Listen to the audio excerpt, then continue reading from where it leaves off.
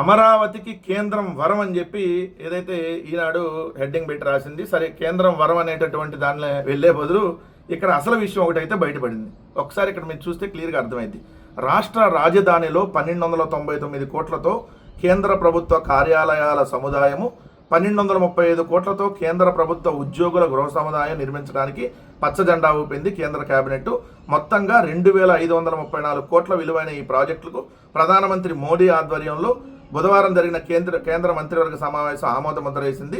అమరావతిలో ప్రపంచ స్థాయి వసతి సౌకర్యాలతో ఈ భవనాలు నిర్మిస్తున్నారు.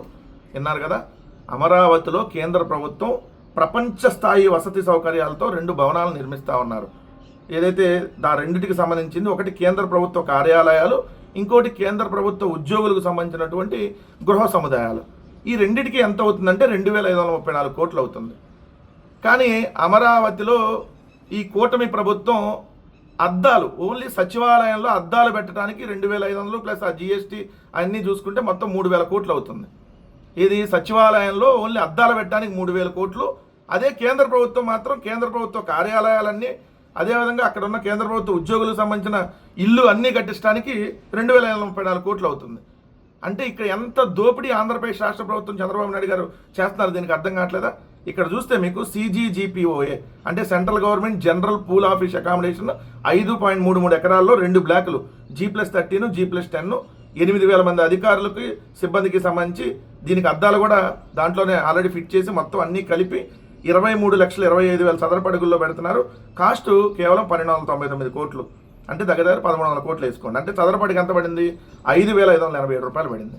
ఇక్కడ ఎంత పడుతుంది చదరపు అడుగు? 20,000 పడుతుంది. కేంద్ర ప్రభుత్వం కట్టే దాంట్లో 5,587 అయితే రాష్ట్ర ప్రభుత్వం 20,000 రూపాయలు అవుతుందంటే 15,000 రూపాయలు చదరపు అడుగు దోచుకుంటున్నారని కదా దానికి అర్థము. నెంబర్ 2 CGGPRA అంటే central general pool residential accommodation, central government general pool residential accommodation. ఇది 17 ఎకరాల్లో 11 టవర్లు, రెసిడెన్షియల్ టవర్లు, 1504 ఫ్లాట్లు, 1972 కార్ పార్కింగ్, మొత్తం 31,30,000 చదరపు అడుగుల్లో కడతారంట. 1234 కోట్లు అవుతుంది. అంటే చదరపు అడుగు ఎంత పడుతున్నట్టు? కేవలం 3,958 రూపాయలు, అంటే 4,000 రూపాయల లోపు. ఇక్కడ ఎంత పడుతుంది రాష్ట్ర ప్రభుత్వం కట్టేది? 20,000 రూపాయలు పడుతుంది. అంటే ఎంత దోచుకుంటున్నారో ఇక్కడ మీకు అర్థమవుతుంది కదా. ఇక్కడ చూడండి, ఇది కూడా ప్రపంచ స్థాయి వసతి సౌకర్యాలతో, ప్రపంచ స్థాయి వసతి సౌకర్యాలతో పెడితేనే 4,000 5,000 అవుతుంది. ఈ 2 బిల్డింగ్లు కలిపి చూస్తే ఇక్కడ 4,400 అవుతున్నాయి, 4,400 అయిపోతుంది. కానీ ఇక్కడ 20,000 చదరపు అడుగు, అంటే 16,000 దాదాపుగా దోచుకుంటుంది. ఇక్కడ చంద్రబాబు నాయుడు గారు రాష్ట్ర ప్రభుత్వం దోపిడీ చేస్తుందని దానికి మనకు అర్థం కదా. ఇక్కడ ఒకే చోట 8,000 మంది ఉద్యోగులు పనిచేసేంత విశాలంగా ఈ కార్యాలయాల సముదాయాన్ని నిర్మిస్తారు. కేంద్ర ప్రభుత్వం ఈ భవనాల నిర్మాణంలో హరిత భవన ప్రమాణాలను పాటించనుంది. ఈ కార్యాలయాల నివాస సదుపాయాలు, 10 సదుపాయాలతో పాటు కాన్ఫరెన్స్ హాళ్లు, క్యాంటీన్లు, దివ్యాంగుల కోసం ప్రత్యేక మార్గాలను నిర్మిస్తారు. ఇన్ని నిర్మించినా ఇక్కడ అవుతుంది ఎంత? 4,400 చదరపు అడుగుకి. కానీ చంద్రబాబు నాయుడు గారు కేవలం ఇన్ని బిల్డింగ్లకి అవుతుంది 2,500 కోట్లు అయితే సచివాలయంలో అద్దాలు పెట్టడానికి 2,500 కోట్లు. అంటే ఎంత దోపిడీ చేస్తున్నారో ఒక్కసారి మీకు చూస్తే క్లియర్గా అర్థమైంది. రాష్ట్ర ప్రభుత్వం ఎంత దోపిడీ చేస్తుంది అనేది.